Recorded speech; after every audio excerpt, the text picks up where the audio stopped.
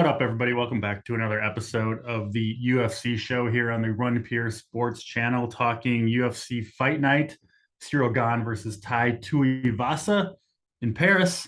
We got the usual crew. I'm DC, as you know, Title, Keg, joining me today to break down all 12 fights from a betting and DFS perspective. Title, how's it going, man? Oh, going well. Last week we had the week off. Before that was the Leon Edwards head kick. We talked about a little bit on the baseball show. I mean, still think about that. It was crazy, crazy stuff. Why MMA is just such an elite sport. The week off was nice though. I just stepped away Friday, Saturday from everything DFS wise. Nice to reset because I mean, once football starts, which is next week, feels like next thing you know, it's July because NBA picks up and you're at your computer all night long. It's just a whole grind. And I'm not complaining one bit. It's my favorite time of the year. I love it every second. But it was nice stepping away and just getting away from that. But man, UFC back on my screen. Can't wait. Paris, France. They don't go to France very often. Some pretty good fights. Gane headlining it. He's obviously a really big favorite. Outside of that, though, we don't have any minus 300 plus right now favorites. Some probably will get steamed to about that. But yeah, I think it's a good card for DFS. Prize pools are still good. Fights will be on my TV. I'm excited for it. But we do have 7 new debuting fighters, which makes it pretty interesting. Yeah, I think a lot going on. You mentioned a couple things I was going to bring up. One, most of these fights are fairly closely lined right now outside of the main event. Obviously, Gane, a big favorite, but like you said, everyone else minus 300 or less, 12 fights on the card. You also have the Paris factor, right? The judging can be off. A lot of fighters making their debut, a lot of French fighters. We'll talk about those kinds of things. 12 fights on the card in total. I think it's a pretty good one in general, but I don't know. I'm looking at some dogs this week, Keg. I think we're gonna have some dogs barking on this card. I'm looking forward to it. How's it going, Keg? And what do you think of this card overall? Yeah, I'm doing well, bud. I agree with you. I think that there are a ton of live dogs on this card. I'm doing well. I wish that Leon Edwards head kick would have happened in round 4 instead of round 5 because we had the hedge, but you know, it is what it is. I'm excited. We got fights. First time in Paris, which is cool. So yeah, let's go. Yeah, I feel like the head kick could have happened like literally at any point in the fight, right? Kind of just completely out of nowhere. Could have been in the first minute, happened to be in the 5th round. But yeah, crazy finish to that one, obviously. Let's get into these fights. We'll get the only women's fight on the card out of the way first. First fight on the card, Stephanie Egger sitting around minus 250 to minus, kind of varying lines, but yeah, minus 250 to minus 270 favorite over Ailin Perez. Yeah, the only women's fight on the card here. Title, what do you see here from a DFS betting perspective? Egger, I think she's coming in on short notice, right? Replacement fight, but she's had a couple weeks. I don't really personally think that's going to have too big of an impact on this fight myself. What do you see between these two women? Yeah, I mean, the fight's at 145 instead of 135 too, so up a little bit for both girls. They don't have to cut all that weight. Egger just fought less than a month ago. A lot of people probably remember it was against Bueno Silva, where it's the controversial, did she tap? Did she not tap? You cannot see it on the replay. Someone cage side said they did see the tap. Whatever, but she still says she didn't, blah, blah. She did end up losing that, but it's not like she took damage in that fight or anything. And that was a coin flip fight. She was actually a small favorite in that fight against Bueno Silva, who's definitely a really solid fighter wherever it goes. Now you see this line open minus 145, immediately got bought down to like minus 350 for Egger. Now Perez has got some buybacks and about minus 250, 210, something like that. I mean, I like Egger's game. She's just one-dimensional is the problem. On the feet, she really has nothing to offer. Nothing coming her opponent's way is going to scare them. But she has a background in judo. You can see that with her judo tosses. And once this fight gets to the mat, she's dangerous. She does have good grappling. She does have solid ground and pound. Ailin Perez, she is one of the 7 new fighters making their UFC debut. She's 7-1. Her tape looks pretty solid, but the problem is she's just fighting absolute cans. So like, how much stock can you put into who she's fighting? And she's not the only one on this card I'm about to say that about. But on the feet, she looks like she has some power. Her striking looks solid. She'll walk forward. She does like mixing in takedowns as well, which I don't think that's the best game plan in this one. And I'm curious to see how she does it because almost every fight, when you fight bums, I mean, you can do whatever you want with them. But I mean, if you just naturally you strike to the clinch, then you go for the takedown, I think that would be a problem in this one. So I think Perez is a live dog because I do give her the advantage on the feet. It's women's MMA. How many times do we see big dogs come through? I still think Egger gets it done. I think it's Egger by submission, but obviously I'm banking on the fight hitting the mat for it to be a sub. This fight stays on the feet. It's definitely closer than minus 250. Ailin Perez is already on Twitter, similar to Jay Pear, and I see her like the +2 talking to her, like her to followers, and people responding like, it's a good dog shot here, a lot of value on my side. I'm going to show the people just something that I noticed that I wanted to talk about.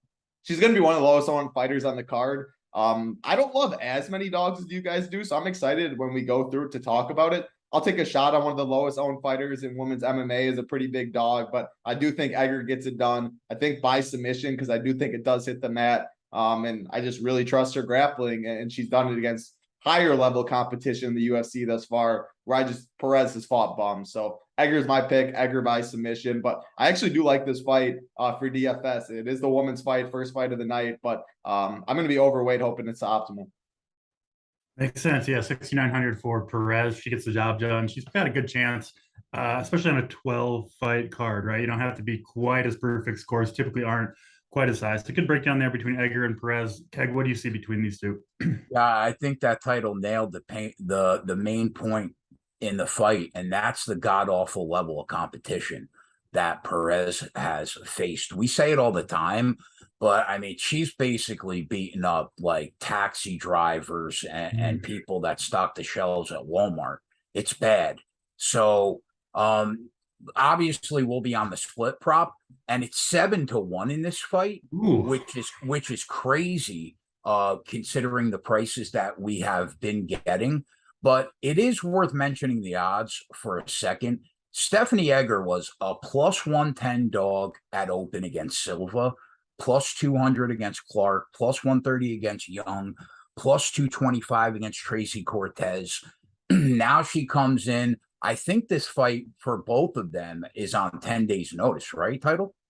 I didn't know Perez was that short of notice. I knew Egger for sure, but yeah, you might be right, because I mean, there's been a lot of fighters being scrapped, fights whole being scrapped. Right. This card's a lot of thrown together stuff. So yeah, you probably were right.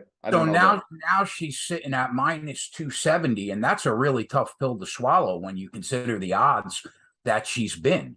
Do I think that Stephanie Egger wins the fight?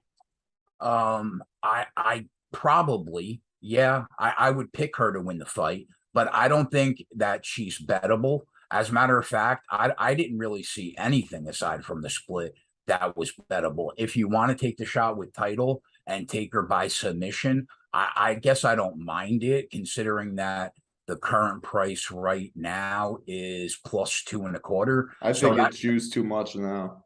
Yeah, I'd rather like the round 1 sub or something, like just hoping that she's levels above, it hits the mat and it's over then. But 225, there's not. I just rather DFS wise, if she gets that sub at somewhat lower ownership. I mean, the top tier is loaded, 9,300 for a woman's fight, a little uncomfortable. So I like it more that way than betting the +225. I think that's about right.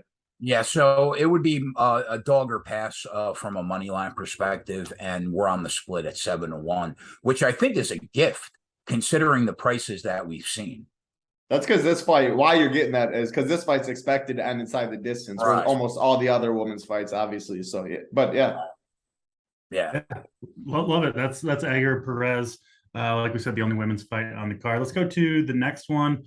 Another one of, frankly, many fighters making their UFC debut here. This one mostly a coin flip in the betting odds, but it is Khalid Taha, who is a slight favorite, sitting around -120 over Christian Quiñonez. I think we'll go with that.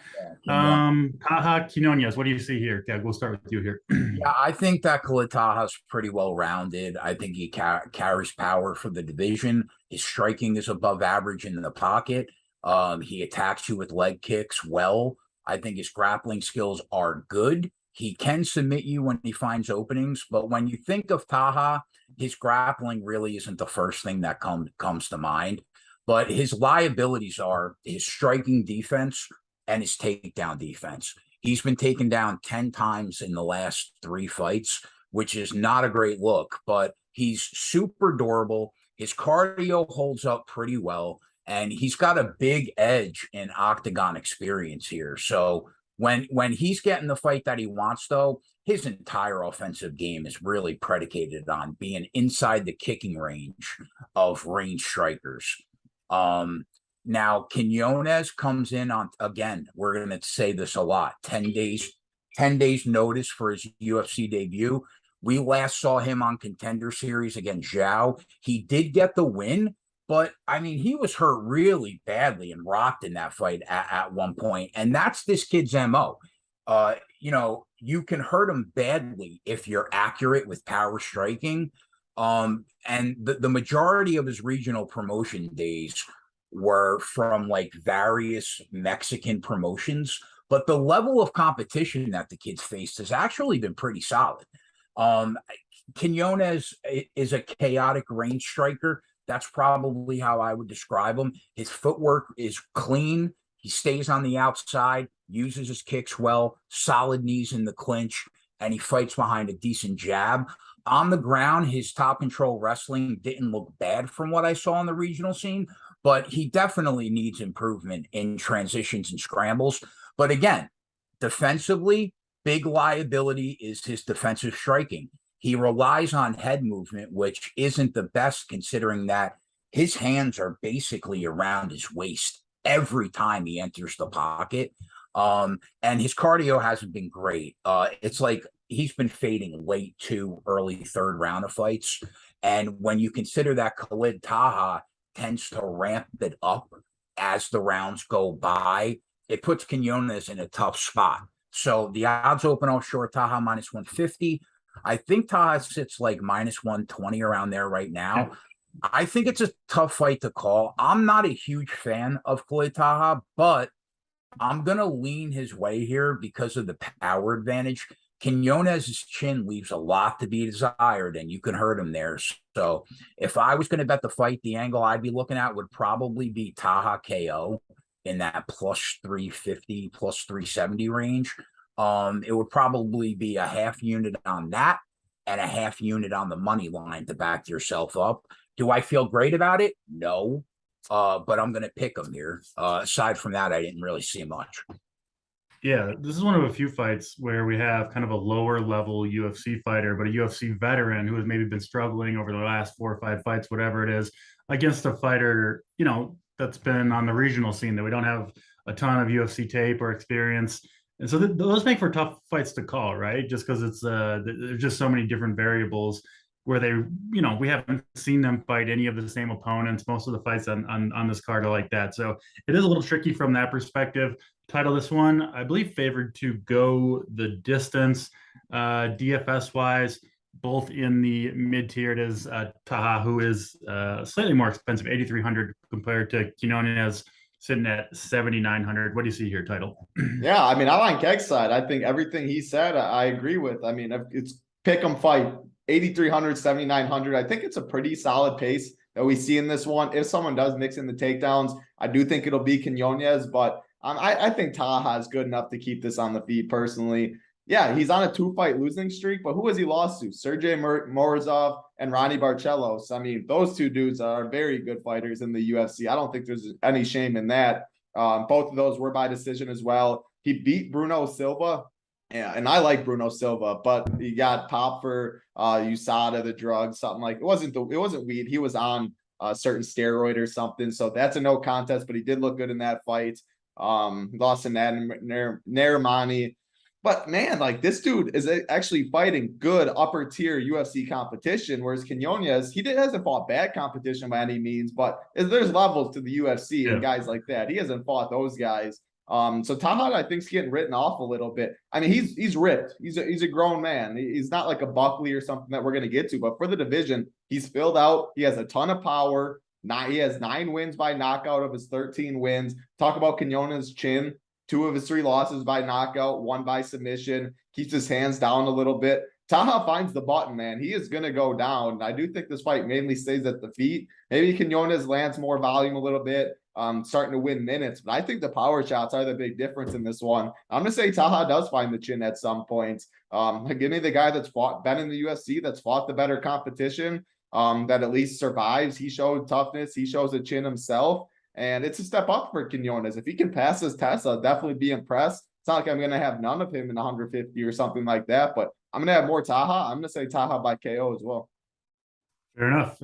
To both of you guys on Taha, I'll join the train there. 3 for 3, Taha over Quiñonez. Let's move on to the next fight. This is actually the second biggest favorite on this card. Like we said, a lot of these fights fairly closely lined. Benoit St. Denis is sitting around minus 280 to minus 300. I think it'll close around minus 300 over Gabriel Miranda. So big favorite here, and St. Denis is expected, I believe, to finish this one inside the distance. So big things expected from him. Let's stick with you, Title. What do you see here between St. Denis and Miranda?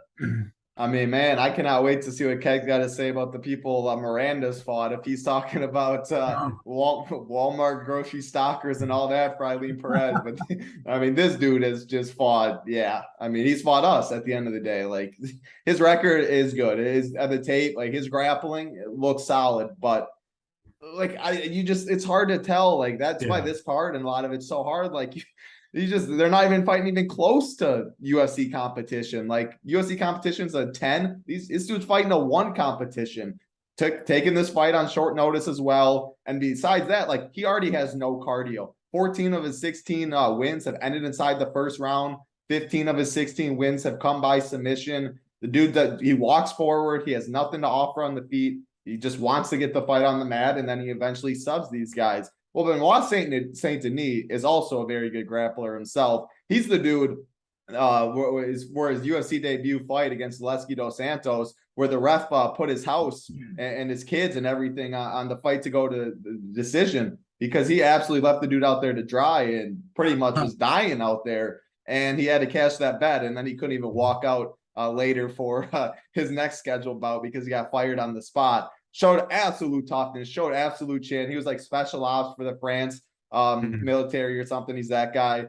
Then last fight that he was in against Nicholas Stoltzfus, man took a knee right to the dome. I thought he was going to be out. I thought 95% of fighters were going to be out. Ate it like it was nothing, just stayed in clinch control for a little bit. And ever since then, he just dominated. Once he gets the fight to the mat, he's very heavy on top. He has good grappling himself. He takes the back. He has a very nice body triangle. He has cardio. He's tough. And Miranda, dude's got 1 round of cardio, it looks like. I think Benoit St. Denis absolutely rolls in this one. If Miranda wins, it's first round submission. So if you're playing 20-plus lineup, something like that, I mean, I don't think you're crazy to have none, but just know if he does win, he is going to be on the optimal is how I see it. I do not think this fight goes the distance. I don't think Miranda has that cardio. I think since Benoit has to survive a little early, but I think he can even dominate early. He gets the takedown. He gets on top. I think he styles on him, eventually finish him, whether it's ground and pound, submission, something like that, and just breaks him. But the first couple minutes are definitely the most dangerous. What level is Miranda's grappling on compared to guys like St. Denis, besides guys that like you and I? So it's Benoit St. Denis for me for sure. I really like it. Yeah. It's one of those cards where, like, I think a bunch of these fights after the fact, I think some of these lines are going to look like they were way off in one way or the other, right? It's like, definitely. Yeah. Now, I'm not saying I know the answer to which way they're way off, but I do think, at least in theory, there should be some pretty big betting edges, or, you can be on the wrong side of that too. But there's so many unknowns. Yeah, there's so many unknowns with so many fighters. So many unknowns, but it's like if you took, just 2 like random guys off the street that kind of like look the same, and like you wouldn't necessarily know who was going to win, but after the fight, you would be like, oh, one of those guys should have been like minus 1,000 or minus 2,000. They would win it every time. It looks like, it seems like one of those cards to me. So interesting from that perspective. What do you see between these two, Keg? Yeah, I largely agree with Title. Benoit St. Denis comes into every single fight with the same game plan. He wants to strike his way into range, get you against the cage, work the level change, take you to the ground. That is his literally entire game plan for every fight. His top control is really, really good. He transitions well to gain the right positions more times than not. But the big issue for him is if you can stay on your feet against him, he's very hittable because his striking and his striking defense isn't really that technically sound, but he doesn't have to be because of how good he is at getting you into the position that he wants you in. So his fight IQ looks good. Cardio looks like it's on par with the division average, definitely. Miranda, I've only watched 3 fights that the kid's had in Brave FC, but his cardio is really bad. He feels first round or bust to me.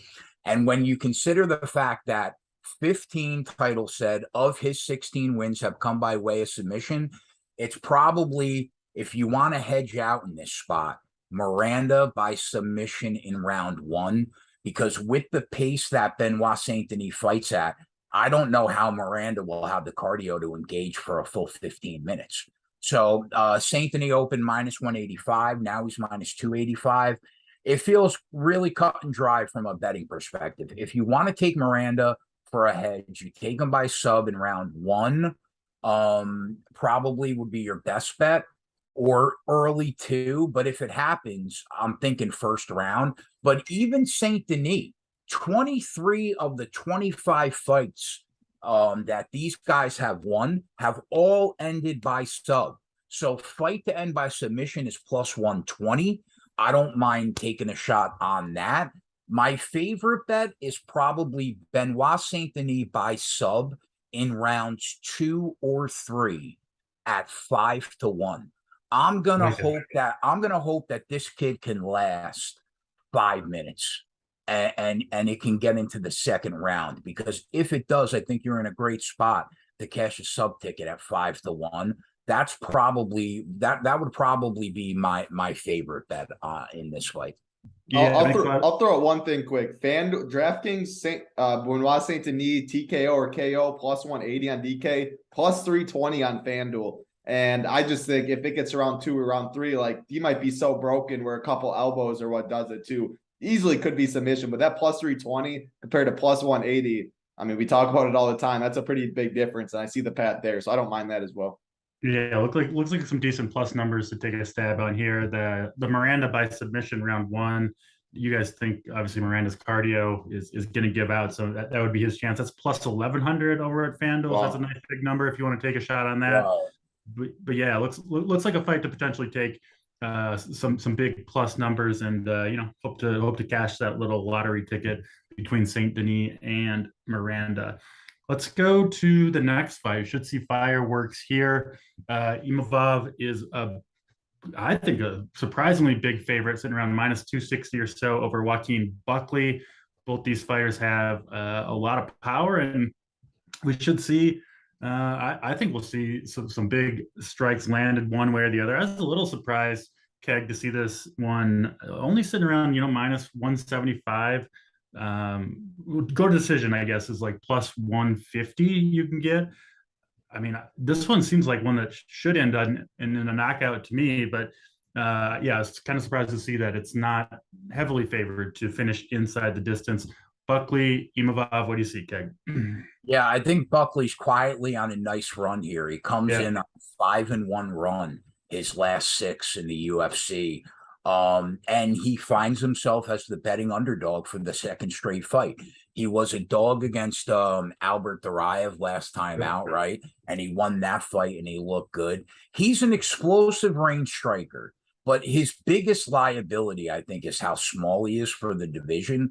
It's not a size disadvantage because he's like built like a shithouse. Right. But he's been known to give up some reach advantage at times. Now, that's not going to be an issue here because despite the 5-inch height disadvantage, he still actually has an inch of reach on Imavov.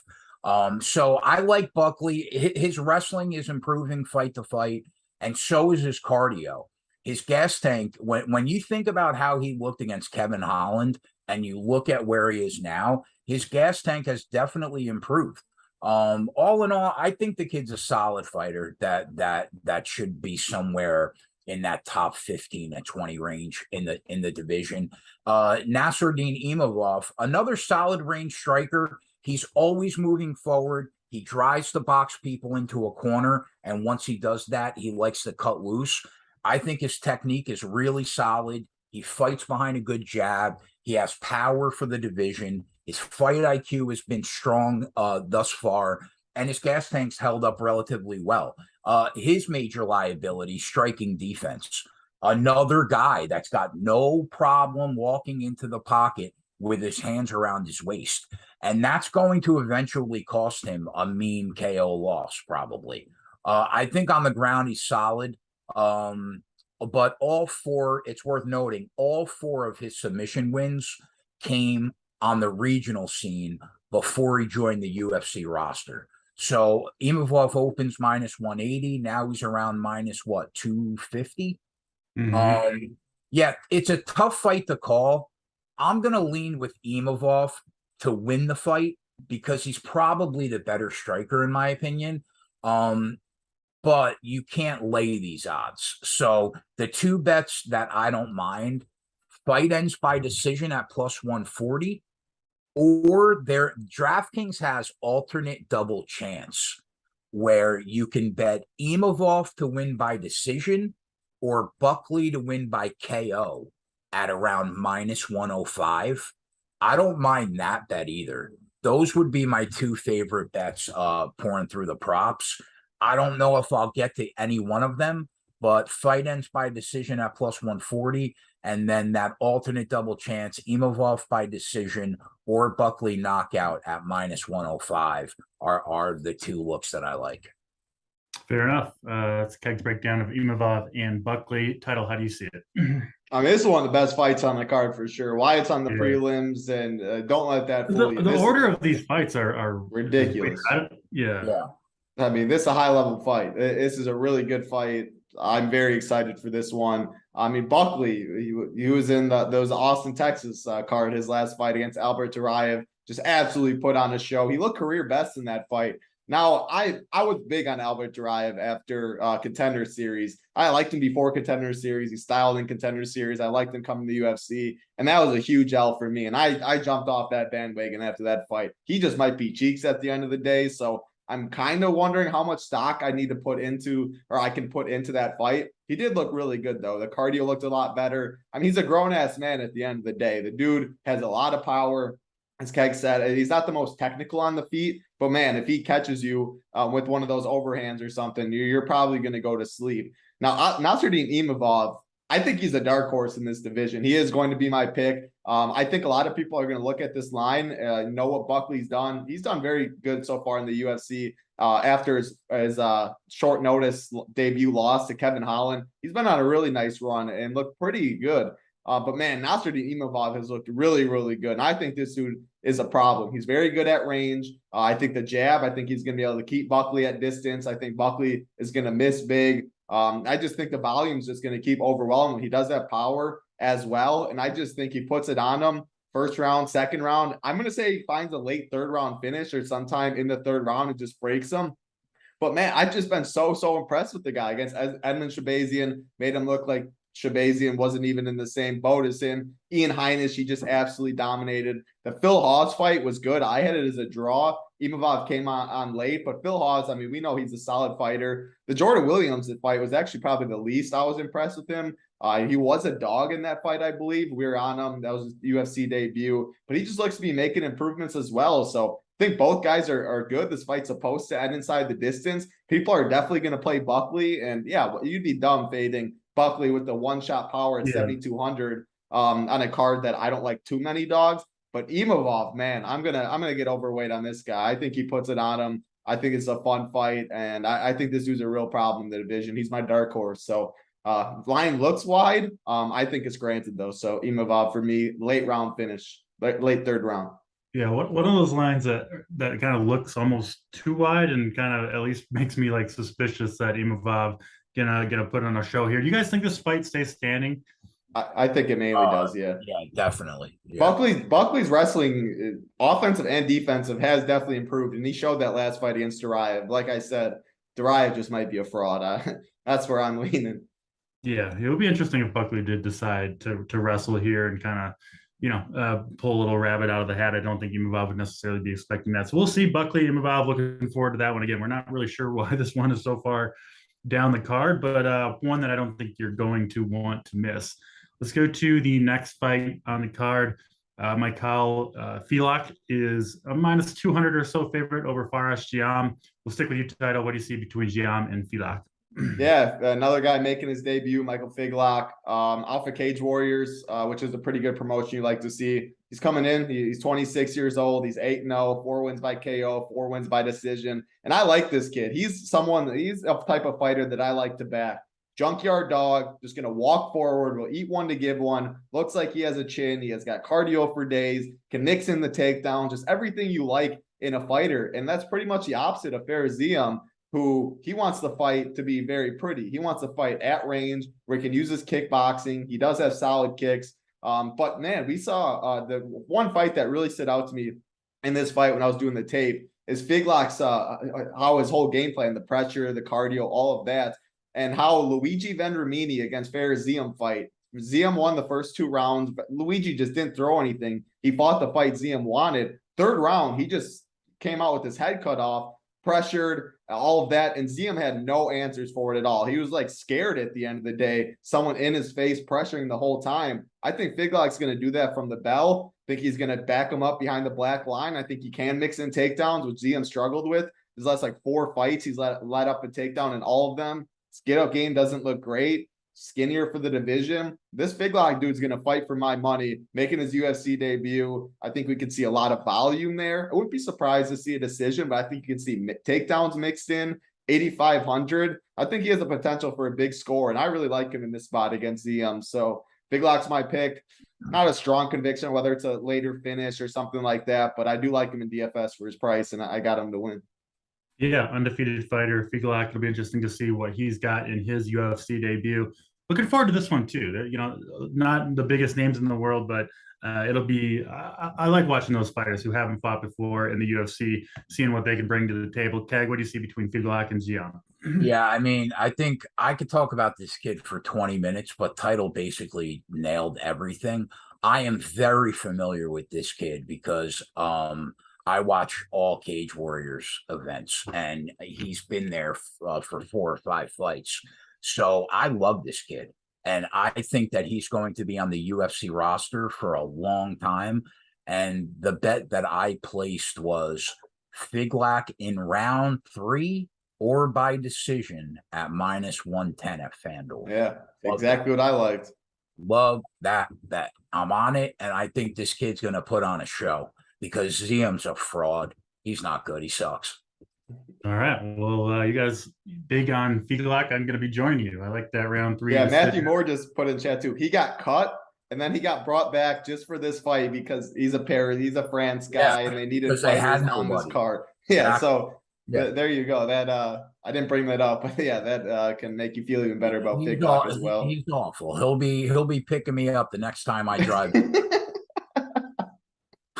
Next time you're in next time I'm in an Uber, it's gonna be Fares Ziam driving me around. When you're in the Uber on your way to Walmart to see the exactly.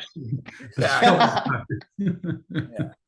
All right, that's Ziam Figlak, 3 for 3 there. Sounds like you guys like what you see from Figlak, so I'm excited to see his UFC debut there.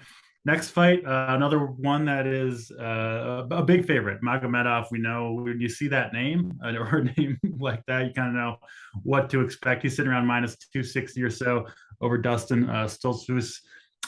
Keg, will stick with you.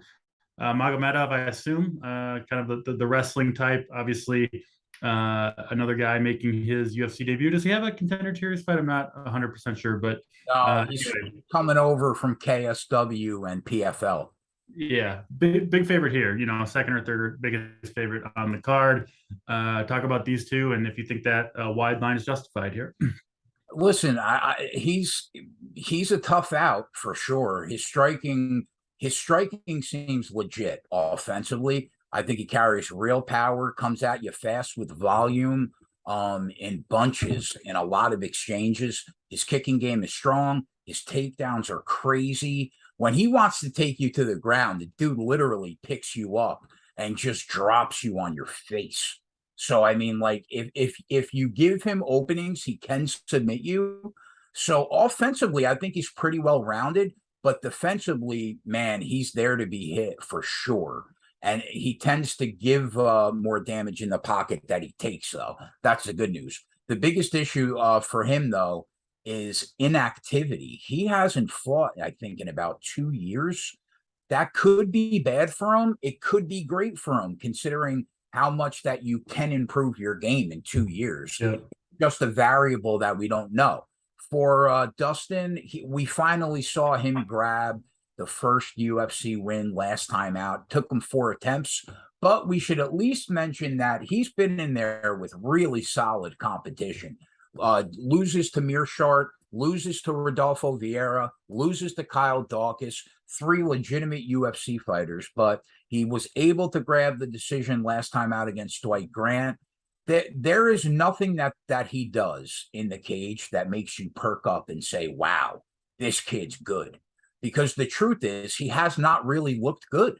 He's incredibly flat-footed in the pocket. His hand speed is slow. He doesn't carry any power for the division. On the ground, though, I think his wrestling is okay. So the odds open, Magomedov minus 220. They're what, minus 270 now, somewhere around there. I'm not laying that tag, but I struggle to see how Dustin Stoltzfus wins the fight. So the 2 angles that stick out to me are either Magomedov to win and the over 1.5 rounds at plus 120, and you just hope that Dustin can last that long, or you take Magomedov inside the distance at plus 120.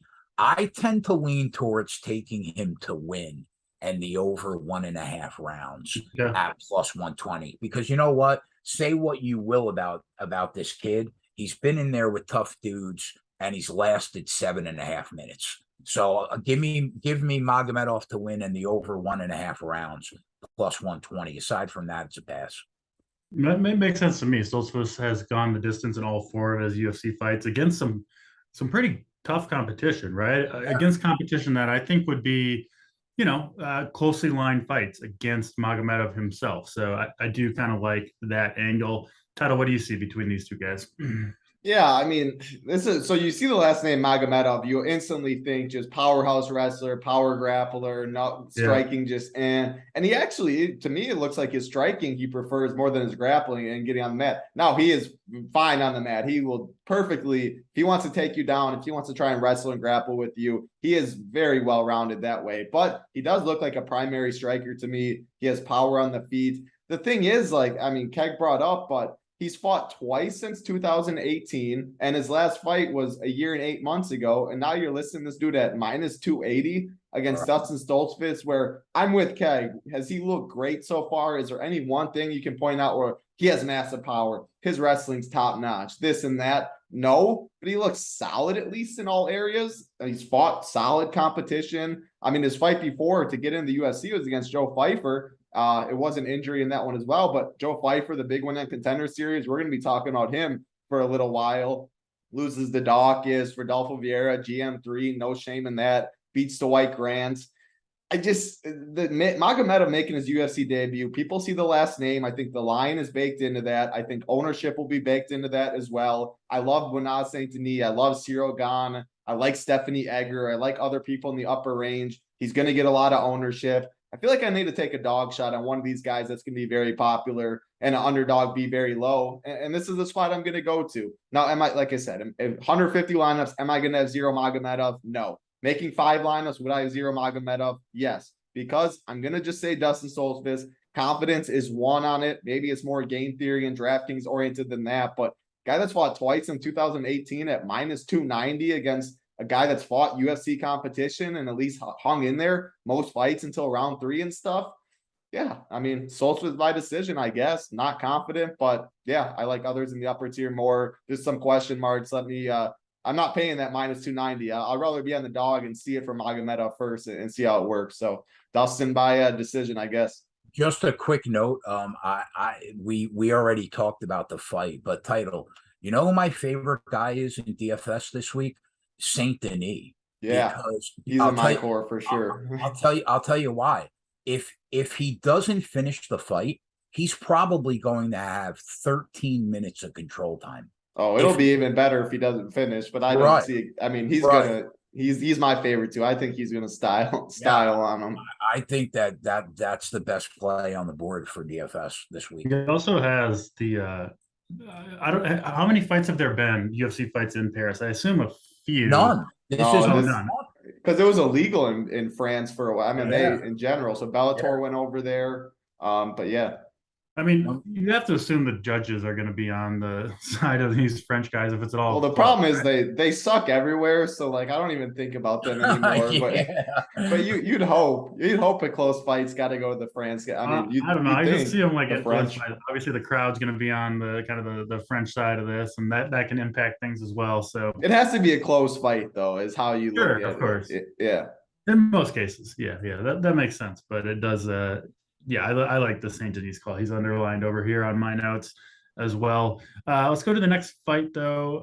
Not a Frenchman, but what is he French-Canadian? I think Charles Jourdain against Nathaniel Wood. It is Jourdain who is a small favorite, just a small favorite for Charles, sitting around minus 150, coming off of a loss to Shane Burgos in a pretty good fight. Those guys landed a ton of strikes, 161 strikes landed for Jourdain in that decision loss. We'll stick with you, Title. What do you see between Jourdain and Nathaniel Wood? I see my favorite fight on the card. I see fight of the night. I see a fight that cannot disappoint. I mean, I like both these guys. This should be a really, really fun fight. Charles Jourdain, I mean, he lost to Shane Burgos. Did he lose, though? Controversial fight. Very close fight. Yeah, very close fight. So I'm not going to argue it, but round 3, he looked really, really good for sure against that in that one. Burgos won round 2 with the control. Round 1 was up for grabs. I mean, man, both these guys, they throw very good volume. Jourdain, more of a kicker. He'll mix it up at all 3 levels, has a nice body kick. He has power. Whereas Nathaniel Wood, I like his leg kicks a lot. He can fight behind the jab. He was a 135er that actually killed himself to get to 135, made his 145 debut. Both these guys fought in July. Nathaniel Wood fought Charles Rosa, who he's not very good, but Nathaniel Wood did what he had to do. I just see such a good fight in this one. Like, I've been going back and forth on it all week, so I'm really excited to see what Keg's got to say. What came to me was, man, the $600 difference for Wood. Wood is an underdog. And then I thought maybe ownership will reflect that a little bit. But just breaking down the fight, like, I think Wood can win some minutes. I think the leg kicks will be big. But the big difference between the two is the power. And the Jourdain just has the power advantage in this one. Wood's been knocked out by 135ers. He didn't knock out too many guys himself in the UFC. Whereas Jourdain, has that pop. He does have that one-shot power or the one-shot ending power. The cardio will probably be there in the 3rd round for both of them, so I'm not worried about that too much. Jourdain did slow down against Arosa, ended up getting finished there, but he's looked way better since that fight. It's just a really, really high-level fight that I'm really excited for. I'm going to have both guys. I mean, you can call it a cop-out, but I think you'd be really dumb not to at 8,400 and 7,800. The interesting thing is, and I'm curious what Keg's got to say, is Nathaniel Wood going to try and get this to the mat? Because Jourdain doesn't have great takedown defense. He's shown that he can be controlled on the mat. We don't see Wood wrestle and go to his grappling too much, but he's a very well-rounded fighter himself, and I think he could go to that in this fight. So that's like, I was like, Jourdain the power, I'm going there. Then I'm like, Wood could go to the grappling and stuff. I said it in the playbook. It'll be out after this. I ended up siding with Jourdain in the power, and I wish I was more confident on that. I'll probably be similar ownership on both these guys in my script. I just expect a banger of a fight. Expect a war. I expect the winner to score very well, tons of volume, and yeah, that's why I like multiple lineups. But I guess Jourdain, maybe it's Nathaniel Wood later on today, though. That's how much I've been going back and forth on this one. Yeah, you got what do you got? 20 or so hours to make your decision on this one. So we'll see where you end up. One interesting thing about this card, one thing I like about it is I think we're going to see mostly striking battles, right? It makes sense. There's not very many like American power wrestlers type that kind of control the fight that way. So we should see a lot of fireworks on the feet, up and down the card. Jourdain, Wood, what do you see here, Keg? I think that there are elements to the fight where Nathaniel Wood is going to be better than Charles Jourdain, because on the feet, his hand speed is way faster. He can set a sick pace for about 10 minutes before he starts to slow down slightly in the 3rd. Like Title said, he has a wrestling advantage in this fight. His top control and his transitions are way better than Jourdain. He's not as well versed as Jourdain in terms of like BJJ, but I would still rate his overall mat game ahead of Charles Jourdain for sure. And that is the big deciding factor on whether or not you want to back Nathaniel Wood. If you think that he's going to pull that wrestling out of his back pocket, he becomes a much better play. If you think that he's not, then I side with Jourdain because he's the better striker in this fight, no doubt. And we're talking about a guy, yes, this is at 145 pounds, but we're talking about a guy that's fought at 155 before. He couldn't make 135 on his best day. And Nathaniel Wood was fighting at 135 for a while. So he's going to have the size advantage. He's going to have a power advantage. And that's concerning for Wood because he's been hurt on the feet before, and Jourdain can easily hurt him here. But his biggest liability is his inability to keep the fight on the feet when the opponents start chaining takedown attempts, which is why Title brought that aspect of Wood's game up. It's the reason why he lost to Shane Burgos for sure. Because if we're being fair, that fight was a draw. He lost the first 2 rounds and probably 2018 Burgos in the third, right? So that's a big concern in the fight. And I think it will help him though here because Wood's coming up in weight. I think it's going to be slightly harder for him to control Jourdain than people think. So the odds open offshore, Jourdain minus 200. Now he's about minus 150. So the tough call for me is, do you think Nathaniel Wood will win the first round? Because Charles Jourdain is a notorious slow starter. He loses the first round in almost every single fight. And while some people will snap bet him here at minus 150, and I get it because I almost did too. I think if we're patient, I think Nathaniel Wood will win round 1, and we will probably be able to get Jourdain at plus 175, plus 200 going into round 2. So that's been my decision here. That's probably the way that I'm going to approach it because I like Jourdain because I think he's going to hurt him. And I don't think that Nathaniel Wood is going to be able to hurt Jourdain. So I'm going to probably hope that Wood wins the first round like he tends to do and hop on Jourdain going into round 2. Aside from that, though, I'm probably it's a pass. I'm not going to bet anything pre-fight. Makes sense. Okay, will you have your live betting show up for this one for this card? Yeah, and it's free. It's totally free, and it's on the Sports Keg YouTube channel. So yeah, anybody can come and hang out if you guys want to. Awesome. Yeah. Check that out if you're interested. Keg, a lot of success with the live betting. We're going to get to the main card here. Before we do, hit the like, hit the subscribe on this video. It does allow us to bring this show free to you guys on the YouTube channel, free of charge, each and every UFC card. So do us a favor, hit that. It really does help us out. And if you want to join us over at Run Pure Sports, never a better time to do so. Of course, we've got the king, the mother of all DFS sports, NFL coming up.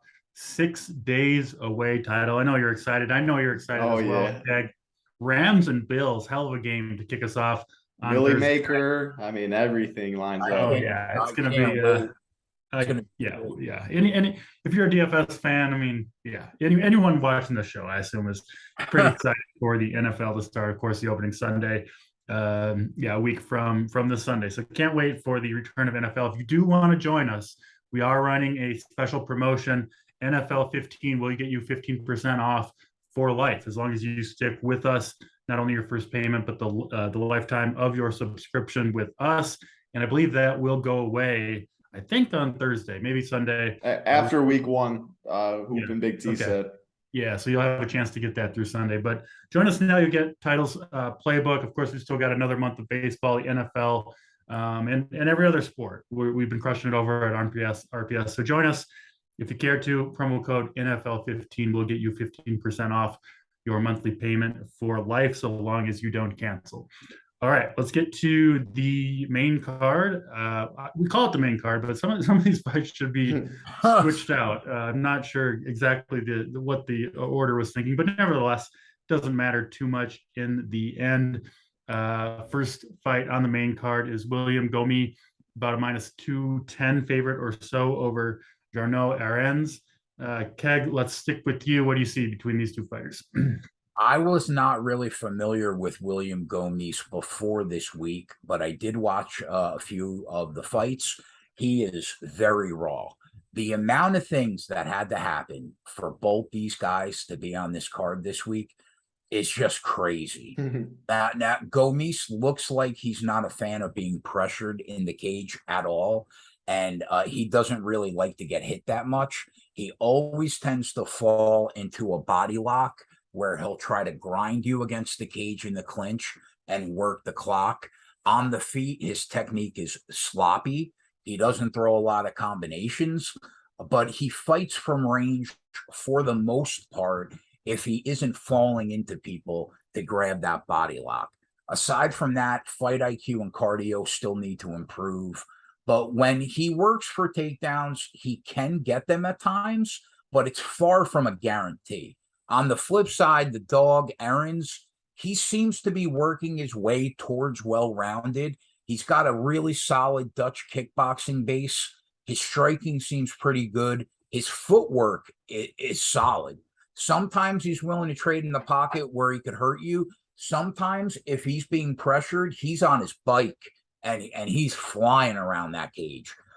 He's got 5 submission wins. So if you give him an opening, clearly he can make you pay for it. But again, he's a raw product that he's got liabilities. The 2 big ones that I saw were, number 1, his takedown defense, which needs to improve. And 2, he always keeps his head on the center line in exchanges, which is a big problem the better the competition gets. So the odds open offshore, Gomis -225, not a ton of movement, sits around -215. Yeah. Listen, man, these are 2 low-level bottom. How can you not take the plus number here, man? Of course you take the plus number here. It was always Errens at +190. How can you lay -220 on a kid like this? You can't. You hold your nose, you take the unexperienced dog, and, you know, if it doesn't work out tomorrow, long term, you will see profitability. Yeah, I think so. This is one, if you were making the line, you review the tape, you make the line yourself, and then you go see what the books have. There's no way you're putting Gomis here at a -2. Yeah, it's a coin flip. It's a coin flip. I mean, it's probably not, right? When it's all said and done, like we mentioned before, there'll be most likely one of these fighters will look like the better dude. Right. The one that should have been favored. But I'm just not convinced that that's going to be Gomis by any stretch of the imagination personally. So I'll be taking a shot at that +180. It looks like the best onshore sportsbook. FanDuel has Errens at +185. I'll be taking a little dabble there. Title, what do you see between these 2 newcomers to the UFC? Yeah, I mean, 3 for 3 betting wise is probably the easiest thing ever. Like 2 lower level guys, 2 wild cards at the end of the day, and you have to lay over 2 and change on one guy. And like, for what reason? I mean, Gomis is 25 years old, 10-2, extremely raw. He's fast on the feet. He looks athletic. Like, he's definitely in shape and stuff like that. I think his big path is the takedowns. Now, he's not like a really good wrestler at the end of the day, though. But Errens, his problem is his takedown defense, which Gomis, that has to be why this line is priced where it is, because there's no way on the feet anyone is -200 plus. But I'm just not convinced he's going to come in here, chain takedowns, and have a bunch of success with it either. It's just, I mean, 2 lower level guys. You can't find too much tape on either guy. 25 years old, 27 years old. This fight should not be in the UFC card right now. They need a couple years. I mean, it's the easiest dog spot of all time. Now, if Gomis comes out, he looks -1,000, like we were saying earlier, DC. Would I be surprised? No, just because, I mean, who knows if Errens at the end of the day is even any good at either. So but we don't know Gomis is either. So give me the dog money. No way I'm laying over minus 200. You get 8,600, 7,600. Now it's interesting for DFS because this fight's minus 165 to end inside the distance. My lean is taking the plus money that the fight goes to decision. Yeah, I think so too. Yeah, I mean, both guys look tough. They look like they have cardio. They look like they'll fight for your money. We don't think either of them is very skilled. I mean, we don't think they're really high level anyways. So that means you have to be high level to finish someone on the other side. I like the plus money that it goes to decision. I like the dog. I don't mind that at all. Yeah, so that's how I see it. But this fight, I mean, it's hard to have confidence in a fight like this unless you literally were at the regional promotion for both these guys, like every single fight. You know what I'm saying? Who knows when the big lights come on in the main card in a sold out crowd and all of that, how these guys are going to perform. Exactly. So yeah, give me the dog, give me decision. So many unknown variables. I like it to go the distance, like you said, at a plus number, and I like that Errens plus 185 best number. You know, obviously shop around, get the best number you can, but that does seem like a pretty good bet in the long term. Let's move on to the next fight on the card. Haqparast and Makdessi will do battle here. Haqparast, one of the bigger favorites on the card, sitting at minus 225 on both DraftKings and FanDuel Sportsbooks. We obviously have seen Haqparast in the UFC for a while. He's had all 4 of his last fights have gone to decision. He is, I mean, what a true pure striker, right? Title is Haqparast. You know what he wants to do. He's won 2 of those, lost 2 of those. Not a ton of volume. Even in his wins, he hasn't scored particularly well for DFS. So it looks like a potential fade for me. But go ahead, Title. Break down Makdessi and Haqparast for us. Yeah, I mean, we're on the same page. You can't play everyone in the upper tier. I think this fight stays on the feed. I mean, Nasrat just hasn't impressed me in the UFC. He came in highly touted. He was 8-1. All 8 of his wins were by knockouts.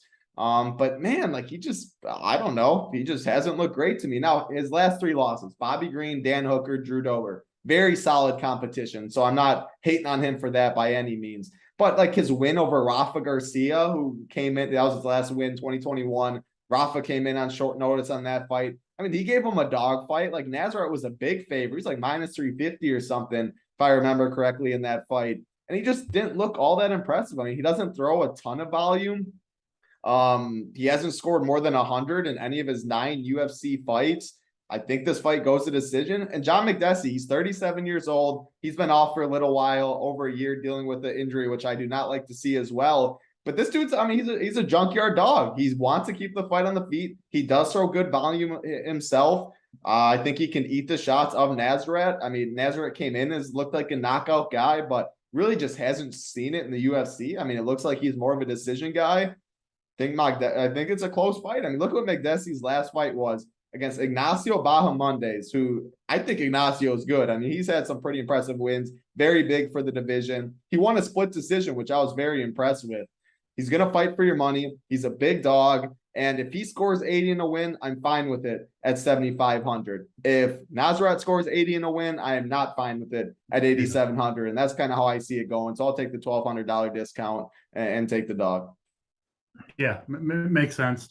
Don't mind that at all, especially from a DFS perspective. Keg, from a betting perspective, what do you see between these 2 guys? Yeah, so Makdessi comes in off leg surgery, which he had immediately after his last fight. Haqparast also comes into the fight off hand surgery, which he had after the Bobby Green fight. At one time, listen, Haqparast was touted as the #1 prospect on the roster, but that hasn't come to fruition. He's fought 9 times, and he's 5-4 in the UFC. So he isn't exactly what we thought he would be, but he's still a good MMA fighter, right? He fights behind a great jab, throws volume, carries power in that left hand. But, you know, he, like Title said, he finished way more fighters on the regional scene than he has in the UFC. Still has good footwork, good fight IQ, cardio holds up. When he's getting the fight he wants, like DC said, you know, he's primarily on his feet, dipping in and out of range and trying to hurt you. But his liability is if somebody wants to get him to the ground, they probably will. Danny Hooker took him down whenever he wanted to when they fought. But his takedown numbers look good because he's only fought primarily strikers. That's why. And the second one is his chin is not the best. Yes, he's been knocked out once, but he's been dropped in multiple UFC fights. So that's a concern. Makdessi, another striker. He's going to meet Haqparast in the middle of the cage, fully willing to throw his hands for 15 minutes. Now, it's worth mentioning, and shout out to Dan Tom over at MMA Junkie. He has struggled, Makdessi, against southpaw fighters historically. He lost to Trinaldo. He lost to Alan Patrick. He lost to Yancy Medeiros, who spent the majority of his time in southpaw in that fight. So it should be mentioned as a point of concern, right? Now, the odds open offshore, Haqparast minus 200, currently sits around minus 230. This is a tough one to call, man, because these odds are not right. I was a huge Haqparast fan, but he should not be minus 230 right now against anybody in this division. So this is another dog or pass spot, and there's a good chance I'm going to have a half unit on John Makdessi by the time tomorrow comes, because he's old, but he's solid, man. He's gonna give Haqparast everything he can handle in exchanges. So right now I'm leaning towards taking that plus $200 price. Aside from that, though, I don't see anything else. Yeah, I just think, it's kind of weird because a lot of these, like even this fight, it's not a huge line, that minus 220, minus 230, but I kind of like some of these smaller dogs to win. I think if you're on, several of the guys that we like as dogs, I think you'll get a couple of them and enough to kind of at least pay off your investment. I also kind of like the split decision prop here. I'm not sure exactly what it was, but if you can get a good number, I think it was 7-1. I thought I could check. I like that. I see this fight just being on the feet. They're both landing some. Yep. And if we think the judges are even going to be worse than normal, then I think you even have a better chance at a split decision if that's the case. Actually, whoa, DC, the book agrees with you. It's like 4.5 to 1, okay, which maybe not then, but I it's still you spammed at 4.5-1 splits. I agree with you, DC. I like it. And look at Magdessi's gone to decision in 5 straight fights. Makdessi usually outlands his opponents too. Like, he gets ahead on the numbers. If each round is close, like, how do you? Which I kind of think it is. I love that split prop. Yeah, your logic is definitely sound here for sure. Yeah, I think these rounds are going to be razor thin. So yeah, give me the dog, give me the split decision prop, and give me a fade, honestly, in DFS mostly for this one. It's going to be a dog in DFS if you're going there. There's no way I'm playing Haqparast at 8,700. Just maybe he gets the knockout, but all evidence kind of that we have would say otherwise. So I'm not going to be going to Haqparast from a DFS perspective. Let's move on to the next fight on the card. D. Chirico and Kopylov. I have no idea why this is the third to final fight. These fighters have 1 win in their last, I think, 6 or 7 fights combined. I don't really understand why this is all the way up there. Maybe you guys can explain it to me. Basically a coin flip, though, this one between D. Chirico and Kopylov. Let's go to you, Title. Coin flip fight. Who do you have as the winner, and what do you see from a DFS perspective?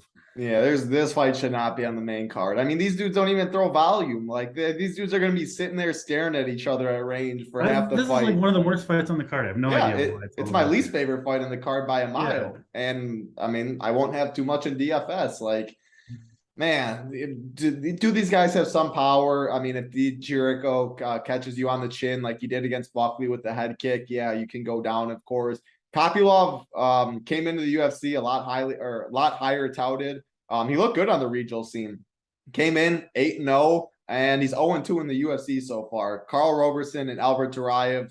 Like I said, Duraev, I think he might just be cheeks now. And that Kopylov fight, Duraev didn't look great. Kopylov definitely didn't look very good. Kopylov has power on the feet, so he is going to be my pick just because I think he can land and he can hurt D. Chirico more than D. Chirico can hurt Kopylov. But I don't know. I'm not very confident in that take. I think these two are going to stare at each other. throw a couple strikes here and there. It's going to be very boring. I think it's going to go to decision. I think it's mainly going to play out on the feet. And I don't think you're going to really want this fight in DFS. So Kopylov has power. He came to the UFC, looks pretty good. Hasn't looked good since in the UFC. I'll take a little shot on him, and he's going to be my pick. Hoping he can look a little like he did prior to the UFC. Maybe find the chin. He's going to be lower owned than Dichariko. So he's my pick. But man, this fight sucks.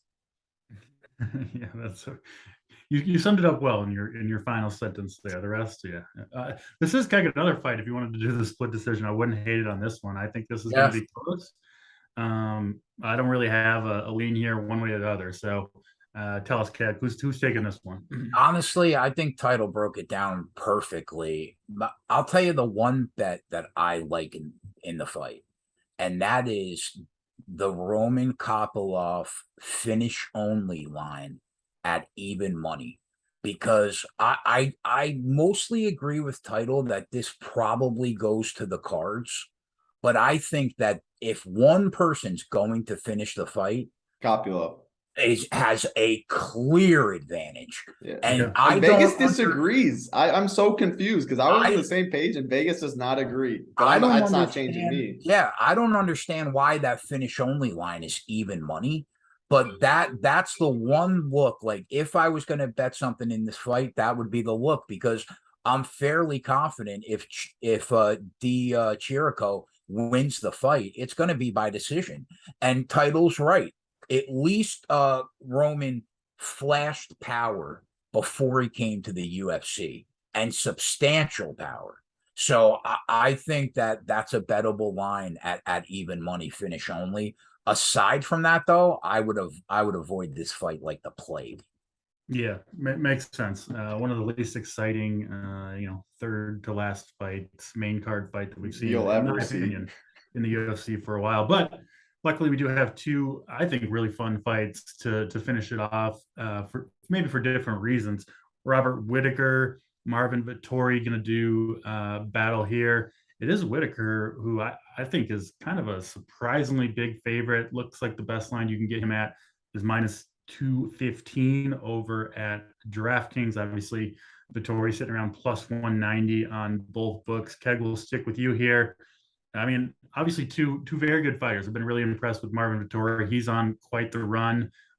Israel Adesanya, who's the kryptonite to the whole division, has been the kryptonite to these two guys. But other than that, these two guys kind of rolling through this division. So I'm excited to see this one. My initial lean is to kind of like that dog money on Vettori, but curious to see, obviously, what you two have to say. So Keg, Vettori, Whittaker, how is this one going to go down? I got to tell you, man, I going into watching tape again, I was with you for sure, but I think I'm on the other side now. Yeah. There are a couple fighters, specifically Colby Covington and Bobby Whittaker, that if it wasn't for them being in the UFC at the same time as Usman and Adesanya, sure, they would be champions for the last 3 years. And that is what makes Robert Whittaker criminally underrated as a fighter. He's an exceptional boxer. He's an exceptional wrestler. He's smooth from range. On the ground, he was an Australian national wrestling champion. I mean, the kid is just a beast. He's everything you want. His takedown defense is rock solid. Now, because Marvin Vettori is another wrestle boxer, pretty similar to Bobby Whittaker, just not as evolved, I think the difference between the two guys is I rate the wrestling higher for Vettori than I do for Bobby Knuckles, slightly. I think his top control and his ground and pound from guard is better. However, his striking game is probably 2 full levels below what Robert Whittaker does in the cage, period. So now that doesn't mean that Vettori can't hurt you, because he's got power, but lately he's been a decision machine. So the odds open Whittaker minus 225. Now it's around minus 215.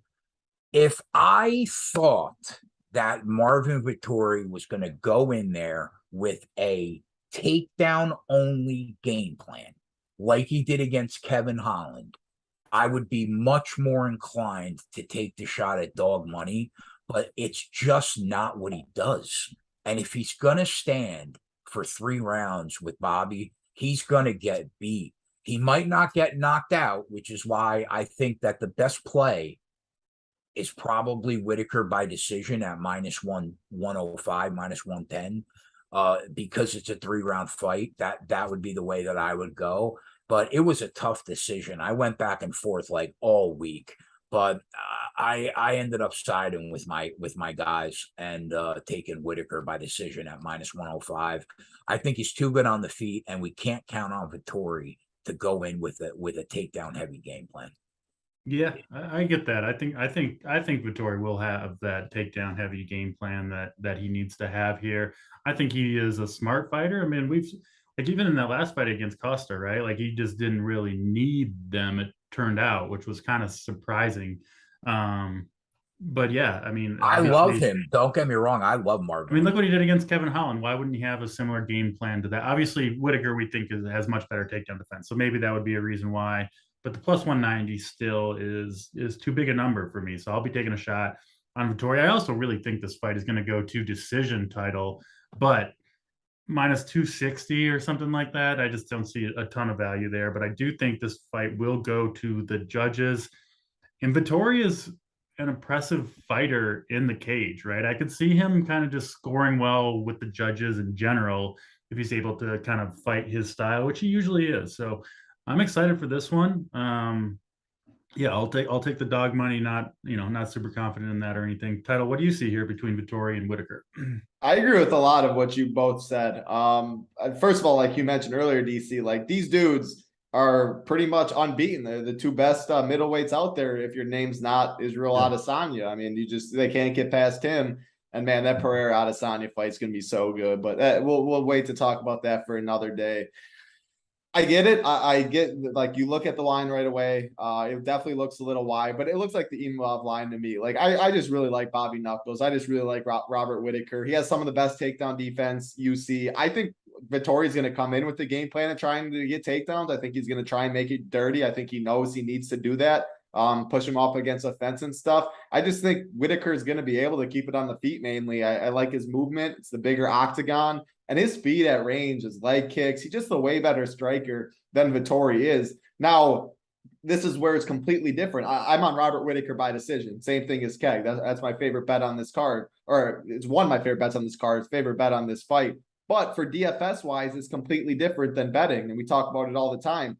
Marvin Vettori has got a chin, a Hall of Fame chin at that. I mean, what he's taken for Paulo Costa, you can go through a lot of those fights, Adesanya, all of that. I don't think Robert Whitaker is knocking out Marvin Vettori when he hasn't even won. His last knockout was like 2017 or something. So I don't think Whitaker finished Vettori. He's $8,800 on DK. I want to finish at $8,800. So right away, he's in the Nasrat spot where I like the upper tier so much. I don't think they finish. I'm just not going to get there. If Marvin Vettori wins this fight, he is going to score well at 7,400. He has monster scores most of the time when he wins. Yep. I mean, I picked him so much. Like, he'll fight for your money. Junkyard dog. He has a chin. He will walk forward. He has everything you want to do in a fighter. At the end of the day, I just think Whitaker is going to be able to keep it at range, keep it on the feet, and outpoint him that way. But like I was saying, you don't want that in DFS at 8,800. Vettori wins. It's going to be a lot of clinch control. He's going to get some takedowns. He's going to get top control. And on a card I don't love too many dogs, he's going to score very well. Now, I do think he is going to be over-owned because people will see the name, people will see the price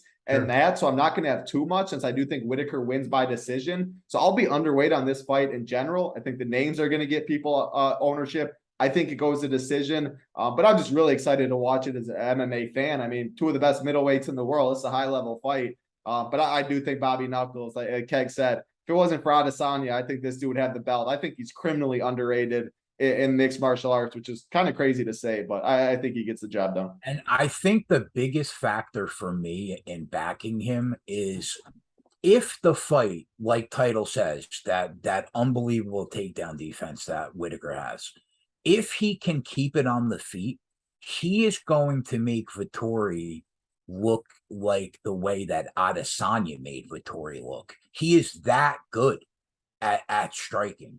So I just think he's at such a disadvantage on the feet. Man, if he doesn't get those takedowns, he is cooked.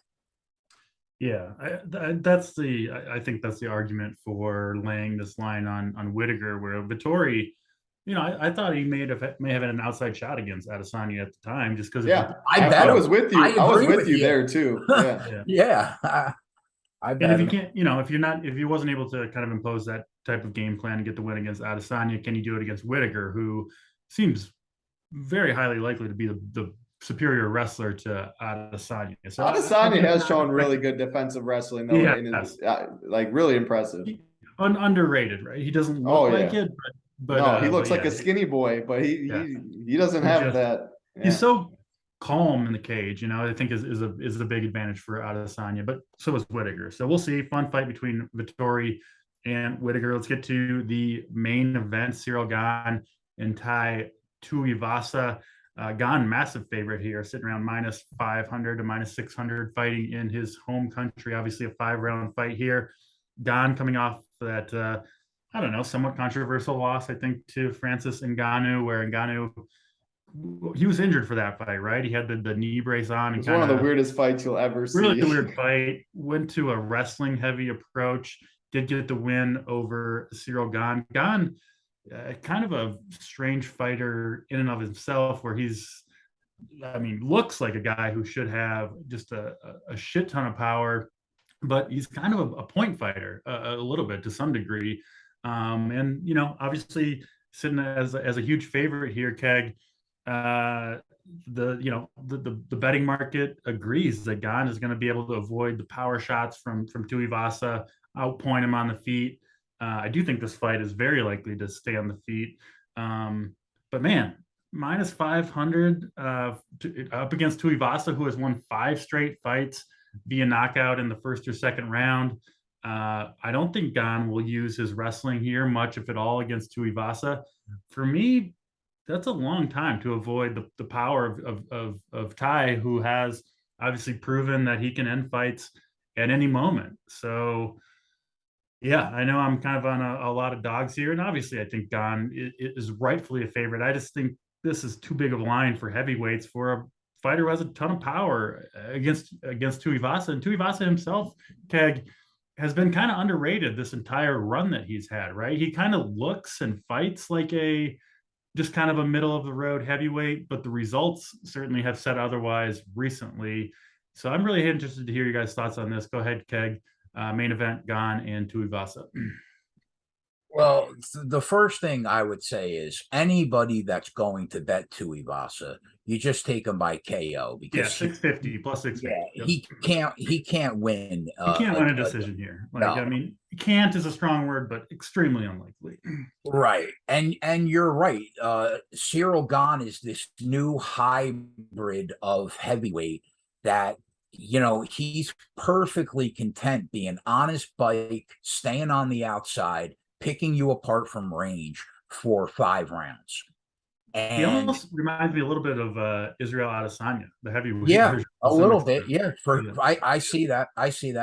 And for me, I think that Tai Tuivasa is going to get lulled into this fight where he slowly plods in the cage and just follows Ciryl Gane all around. Hit him. Yeah, that's what what I mean. This is going to happen. Yeah, I get that. Yeah, and that's why I think that I like Tai Tuivasa a lot. Can he catch him? He could, definitely. And if he does catch him, he's got that stupid power where he'll put you down for like an hour.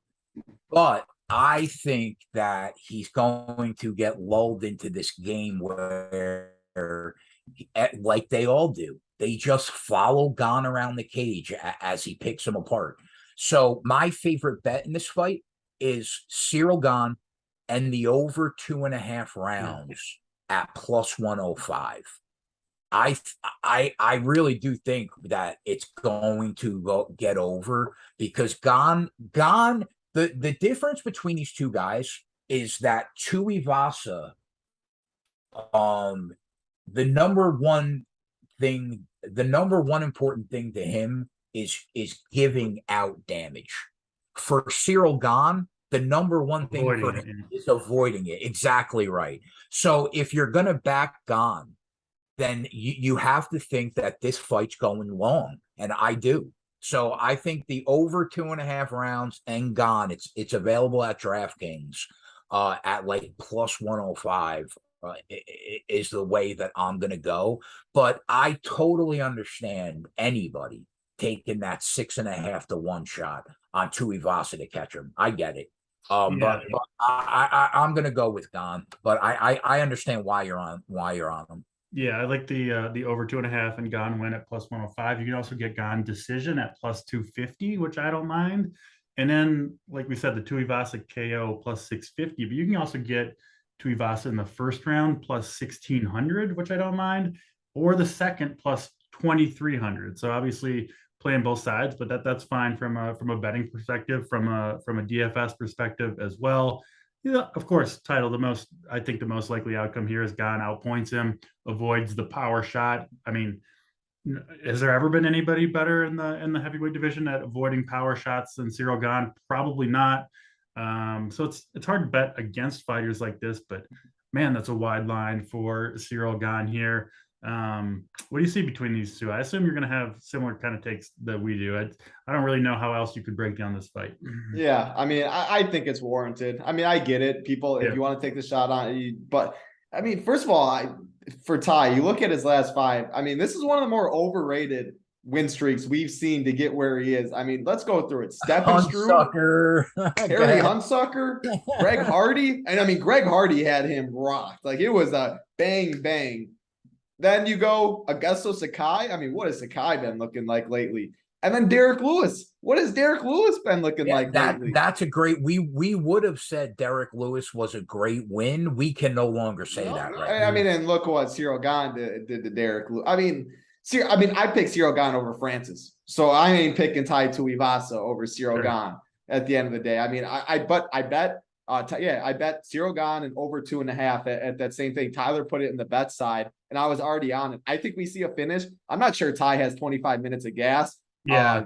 And Cyril Gane, I mean, yes, you don't see the most power in the one shot like that, but you feel him when he hits you in the face, and when he does it over and over, and he can mix in the kicks, mix it to the body. Like, he's a really good fight. I mean, I'm just a big Cyril Gane guy. That was one of the weirdest fights against Francis. I mean, that Francis that showed up that night, I would be all in on Cyril Gane again if I knew how he looked. Cyril just looked off. He looked tired. Like, I thought he could expose that Francis that showed up. Obviously, he had the knee problems. He had to go to the wrestling, but he looked awful in that fight for sure. I think we see the Cyril that I expected before that. I mean, he's still so new to MMA. Like, this dude is still getting better. He doesn't take damage. I think we see him for a while. You talked about how he moves on the feet. Like, he moves like a light heavyweight. Like, the dude is just really, really good in every area. I think it stays on the feet. I think he outpoints him. I'm hoping it's 3rd or 4th round finish instead of 1st or 2nd for the bet.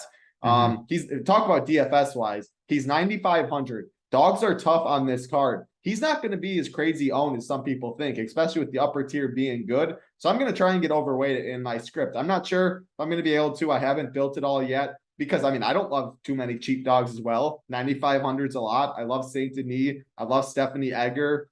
Some other ones up there. So I don't know how much Gane I'm going to be able to get, but I'm going to make sure I get at least like 25, 30% and get overweight that way. And people know that he's more of a point fighter as well. So I don't think we see crazy ownership with that price tag, but yeah, I think Gane styles on him. So let me ask you guys a question, because a couple of our subscribers have asked me this question.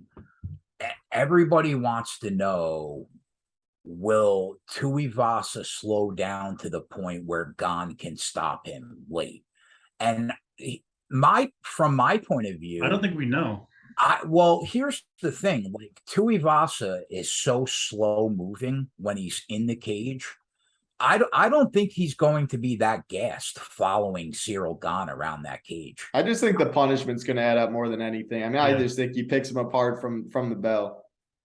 Oh, okay. Well, but I think that adds up too. The body kicks he'll take. I mean, 25 minutes is a long time too in the octagon. I don't know. I just that KO prop is tempting on Gane. You know what I mean? No, I think that's how he does. What's the number on the KO prop for Gane? Let me check. I said the over in the 2.5 is where I landed. That was the bet I made so Yeah. far. But Gane KO is plus 110. Yeah. nah, I like the Yeah. Yeah. Oh, I mean, I'm sorry. I think I was talking about the sub prop at 4-1. Yeah, okay. I don't know, but I think that I don't know if we can count on the fight going the full 5, but I think we can count on it getting over 2.5 rounds. Yeah. I mean, I hope we're all on that Gane's page. I hope so. yeah. Gane's going to deliver a good performance here, but he could and still, it just takes one from Tuivasa. We've seen it. I know It's that heavyweights. the schedule hasn't been all that impressive and all that. I will say, fighting at home in France, in Paris, and Gane, he always looks impressive physically. He looked incredible on the scale, Yeah. especially for a He always heavyweight. does, like you said, though. I mean, he's got his stuff down. He does. Yeah. Obviously, we all expect Gane to win this fight. It's just a matter of, do you want to take a shot on Tuivasa as the huge underdog? I think I'm actually more likely to do it. I want that big number, first round or second round, plus 2,000, whatever it is. I agree with you there. I don't think Tuivasa, you get to the third and fourth round, I would be really surprised if he caught Gane at that point. So I think it's going to be early if he gets him. I do think he's live to get him just because it is still heavyweights, and it's going to be on the feet, right? Tuivasa is going to have chances to throw the bombs that he throws. Now, obviously, it seems like they're somewhat unlikely to land, but you never know. I'll tell you, I do agree with you though, DC. Like the fact that Tuivasa is 16-1 to win in the first round, that's absurd. Yeah. That with the power that he has, that's just absurd. Yeah, you just you make a small bet, a small part of your portfolio for the card, and I don't mind taking a shot there. It's a fun thing to cheer for. Anyway, so that's Gane, Tuivasa, and all the other 11 fights as well. Should be a fun one. It does start early, 12 Eastern time here in the U.S. So make sure you get your lineups in. Could be this tournaments could be sold out by the time you wake up for this one if you don't get in there early. So do sign up for DFS early if you want to get in some lineups. And hopefully we'll get some winners up top, betting wise, DFS wise, all that good stuff. We'll be back next week for a pretty fun UFC 279. That will be Saturday. So hopefully you guys will join us there. We've got some really fun cards coming up. I like this one too, but that's going to be a fun one next week. So that'll do it for us. Join us next week for that discussion, and that'll do it for Keg, for Title. I'm DC. We'll check you next time. Good luck, everybody.